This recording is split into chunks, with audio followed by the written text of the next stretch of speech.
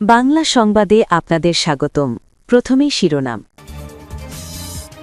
আদালতের নির্দেশ পেলে ভোট পুনর্গণনা, জানালেন ইসি আনোয়ারুল। ভোটে কারচুপির অভিযোগে বিক্ষোভের ডাক দিল ১১ দলীয় জোট। এনসিপির বিক্ষোভের ডাক। বিএনপির বিজয়ে পরিবর্তনের বার্তা, আরও ভালো বাংলাদেশ প্রত্যাশা। আদালতে নির্দেশ পেলে ভোট পুনর্গণনা, জানালেন ইসি আনোয়ারুল। ত্রয়োদশ জাতীয় সংসদ নির্বাচনের ভোট গণনায় কারচুপির অভিযোগ করেছে জামায়াতে ইসলামী নেতৃত্বাধীন ১১ দলীয় জোট।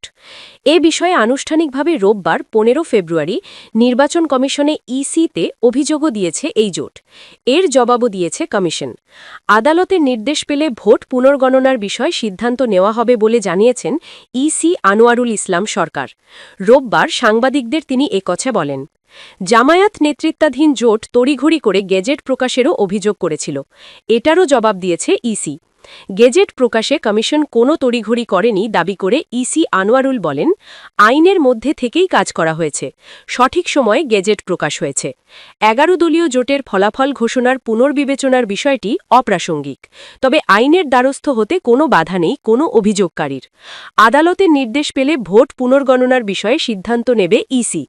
তিনি বলেন, সুষ্ঠু, সুন্দর ও নিরপেক্ষ নির্বাচন দিতে সফল হয়েছে কমিশন। প্রত্যাশার চেয়েও বেশি পূরণ হয়েছে এই নির্বাচনের মধ্য দিয়ে। শেরপুর 3 আসনের ব্যাপারে ইসি এখনও সিদ্ধান্ত নেয়নি বলেও জানান ইসি আনোয়ারুল।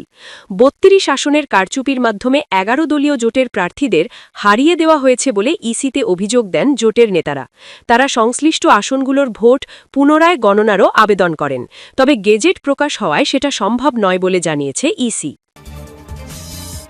ভোটে কারচুপির অভিযোগে বিক্ষোভের ডাক দিল ১১ দলীয় জোট। ত্রয়োদশ জাতীয় সংসদ নির্বাচনে অনিয়ম ও কারচুপি এবং নির্বাচন পরবর্তী বিভিন্ন সহিংসতার অভিযোগ করেছে জামায়াতে ইসলামী নেতৃত্বাধীন ১১ দলীয় জোট। এর প্রতিবাদে তারা এবার রাজপথে নামার ঘোষণা দিয়েছে। ইতোমধ্যে কর্মসূচিও ঘোষণা করেছেন জোটের নেতারা। কর্মসূচির অংশ হিসেবে আগামীকাল সোমবার ১৬ই ফেব্রুয়ারি ঢাকায় বিক্ষোভ মিছিল করবে ১১ দলীয় জোট। রোববার ১৫ই ফেব্রুয়ারি দুপুরে প্রধান নির্বাচন কমিশনার সিইসি-এএমএম নাসির উদ্দিনের সঙ্গে বৈঠক করার পর এই কর্মসূচি ঘোষণা করে ১১ দলীয় জোট। এর আগে ত্রয়োদশ জাতীয় সংসদ নির্বাচনে অনিয়ম ও কারচুপি এবং নির্বাচন পরবর্তী বিভিন্ন সহিংসতার অভিযোগ নিয়ে নির্বাচন কমিশন ভবনে উপস্থিত হয়েছিলেন তারা। এদিন দুপুর ১২টার দিকে জামায়াতের সহকারী সেক্রেটারি জেনারেল হামিদুর রহমান আজাদ এবং প্রচার ও মিডিয়া বিভাগের প্রধান এহসানুল মাহবুব জুবায়েরের নেতৃত্বে নির্বাচন কমিশনে বৈঠক অনুষ্ঠিত হয়। বৈঠক শেষে হামিদুর রহমান আজাদ সাংবাদিকদের বলেন, নির্বাচনের পর জামায়াত নেতৃত্বাধীন ১১ দলের নেতাকর্মীদের বাড়িঘরে হামলা হচ্ছে এবং এ বিষয়ে নির্বাচন কমিশনকে জানানো হয়েছে। এসব হামলার প্রতিবাদে সোমবার রাজধানীর বাইতুল মোকাররম জাতীয় মসজিদের উত্তর গেট থেকে বিক্ষোভ মিছিল বের করবে ১১ দলীয় জোট। জামায়াতের এ নেতা অভিযোগ করেন, কালো টাকার ব্যবহার সহ ইলেকশন ইঞ্জিনিয়ারিং করা হয়েছে। লক্ষ্য করা গেছে কোনো কোনো কেন্দ্রে কর্তব্যরত কর্মকর্তারা নিজে সিল মেরেছেন, আবার ভোট গ্রহণে বাধা দেওয়া হয়েছে, ভীতি ছড়ানো হয়েছে। এসব কারণে ভোট কাস্টিং কম হয়েছে। আমরা যারা একসঙ্গে নির্বাচন করেছি তাদের পক্ষ থেকে বারবার কমিশনকেও বলা হয়েছে, স্থানীয়ভাবেও বলা হয়েছে, কিন্তু এর কোনো পদক্ষেপ আমরা সন্তোষজনকভাবে পাইনি। তিনি আরও অভিযোগ করেন, কিছু কিছু কেন্দ্রে অস্বাভাবিক ভোট কাস্টিং হয়েছে, এখানে অতিরিক্ত ব্যালট ব্যবহার হয়েছে। সব মিলিয়ে নির্বাচন প্রক্রিয়া ভালো ছিল না। ভোট গণনার সময় এজেন্টদের ফোর্স করে বের করে দেওয়া হয়েছে। ভোটের রেজাল্ট শিট ঘষামাজা করা হয়েছে। ঢাকা ৬ আসনের এজেন্ট পরিবর্তন হয়েছে। এনসিপির বিক্ষোভের ডাক। শাপলাকলিতে ভোট দেওয়ার কারণে হাতিয়ায় ৩ সন্তানের এক জননীকে ধর্ষণ করার অভিযোগ তুলেছে এনসিপি। এই ঘটনার প্রতিবাদে বিক্ষোভ মিছিল কর্মসূচি ঘোষণা করেছে দলটি। শনিবার ১৪ ফেব্রুয়ারি রাতে এনসিপির অফিসিয়াল ফেসবুক পেজে দেওয়া এক পোস্টে বলা হয়েছে, শাপলাকলিতে ভোট দেওয়ার কারণে হাতিয়ায় ৩ সন্তানের জননীকে বিএনপির নেতাকর্মী দ্বারা গণধর্ষণ এবং সারা দেশে বিএনপির নির্বাচন পরবর্তী হত্যা, দখলবাজি ও আগুন সন্ত্রাসের প্রতিবাদে বিক্ষোভ মিছিল করা হবে। আজ শনিবার রাত ১১টায় বাংলা মোটরে এনসিপি কার্যালয়ের সামনে থেকে মিছিলটি শুরু হবে। ঢাকা মহানগর উত্তর ও দক্ষিণ শাখা এনসিপির উদ্যোগে আয়োজিত এই বিক্ষোভ মিছিলে ঢাকা মহানগরের সব ইউনিটের নেতাকর্মী এবং কেন্দ্রীয় নেতৃবৃন্দকে অংশগ্রহণের জন্য নির্দেশ দেওয়া হয়েছে। বিএনপির বিজয়ে পরিবর্তনের বার্তা, আরও ভালো বাংলাদেশ প্রত্যাশা। জাতীয় সংসদ নির্বাচনের পরদিন শুক্রবার বিকালবেলা ঢাকার গুলশানে বাংলাদেশ জাতীয়তাবাদী দলের বিএনপির কার্যালয়ের সামনের রাস্তায় মোড় নিলেন রিকশাচালক আনোয়ার পাগলা। তার রিকশার হুডের একপাশে বাংলাদেশের জাতীয় পতাকা, অন্য পাশে বিএনপির দলীয় পতাকা লাগানো ছিল। তিনি এই দলের একজন একনিষ্ঠ সমর্থক। আনোয়ার আল জাজিরাকে বলেন, লোকে আমাকে পাগল বলে, কারণ আমি মনে করি এই দলই আমার জীবনের সবকিছু। তবে লোকে কি মনে করল তাতে কিছু যায় আসে না। আমরা জিতেছি এবং বাংলাদেশ এখন আরও ভালো হবে। প্রায় ২ দশক পর আবার ক্ষমতায় ফিরছে বিএনপি।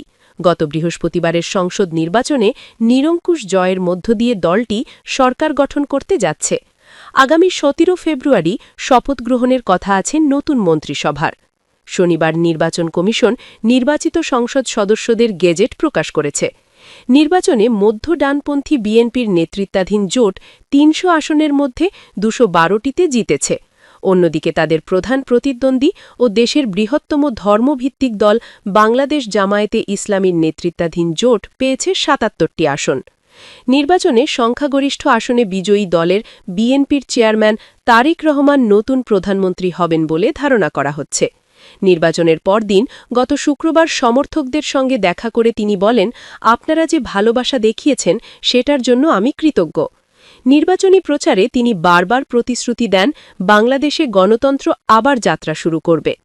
বিএনপির নির্বাচন পরিচালনা কমিটির মুখপাত্র ও দলের চেয়ারম্যানের উপদেষ্টা মাহদি আমিন বলেন, তারেক রহমান প্রধানমন্ত্রী হিসেবে দায়িত্ব নিলে নাগরিকদের অধিকার ও স্বাধীনতা রক্ষার প্রতিশ্রুতি দিয়েছেন।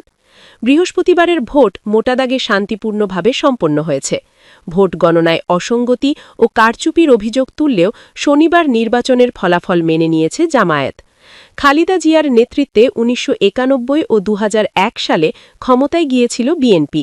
২ দশক পর তার ছেলে তারেক রহমানের হাত ধরে বিএনপি আবার ক্ষমতায় ফিরল। শুক্রবার দুপুরে গুলশানে বিএনপির কার্যালয়ে দলের কর্মী কামাল হোসেন উল্লসিত জনতার ভিড়ে দাঁড়িয়েছিলেন। আবেগাপ্লুত হয়ে তিনি সেসব দিনের কথা স্মরণ করেন যা তিনি দমন পীড়নের বছর বলে বর্ণনা করেন। ২০২৪ সালের জুলাই আন্দোলনের দিকে ইঙ্গিত করে কামাল বলেন, অনেক দিন পর্যন্ত আমার মনে হয়েছিল শেখ হাসিনার শাসন বোধহয় কখনো শেষ হবে না। তিনি আরও বলেন, এবার মানুষ আমাদের দেশ শাসনের সুযোগ দিয়েছে, আমরা বাংলাদেশকে ফিরে পেয়েছি। কামাল হোসেন আরও বলেন, কর্মসংস্থান তৈরি ও মুদ্রাস্ফীতি নিয়ন্ত্রণই নতুন সরকারের তাৎক্ষণিক অগ্রাধিকার হওয়া উচিত। তার ভাষায়, নিত্যপণ্যের দাম প্রতিনিয়ত বাড়ছে। অন্যদিকে অনেক তরুণ বেকার। সরকারকে এই সমস্যাগুলো দ্রুত সমাধান করতে হবে। এদিকে নির্বাচনের পরদিন শুক্রবার রাজধানী ঢাকা অস্বাভাবিক রকমের শান্ত ছিল। এদিন রাজধানী শান্ত থাকার পেছনে পরিকল্পনা ছিল। বিএনপি বিজয় মিছিল না করার সিদ্ধান্ত নিয়েছিল। সেই সঙ্গে রাজধানীর মগবাজারে জামায়াতে ইসলামীর কেন্দ্রীয় কার্যালয়েও শুক্রবার শান্ত দেখা গেছে। তবে কার্যালয়ের আশেপাশে কয়েকজন সমর্থক হতাশা প্রকাশ করেন। কার্যালয়ের পাশে জামায়াতের সমর্থক আব্দুস সালামের অভিযোগ, ভোট গণনার প্রক্রিয়ায় কৌশল প্রয়োগ হয়েছে আর সংবাদ মাধ্যম জামায়াত জোটের বিরুদ্ধে পক্ষপাত করেছে। অন্যদিকে জার্মানিতে বসবাসকারী জামায়াতের সমর্থক মুয়াজ আবদুল্লাহ বলেন, সংগঠনের ব্যর্থতার কারণে জামায়াত পরাজিত হয়েছে।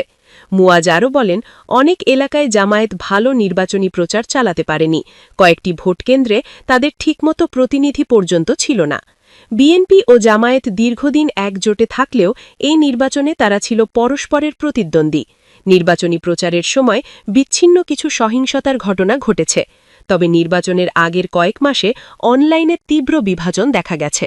বিএনপির কেন্দ্রীয় কার্যালয়ের বাইরে দলটির কর্মী সুজন মিয়া মৈত্রীর সুরে বলেন, আমরা শত্রুতা চাই না, আমাদের দেশ গঠনের দিকে মনোযোগ দেওয়া উচিত।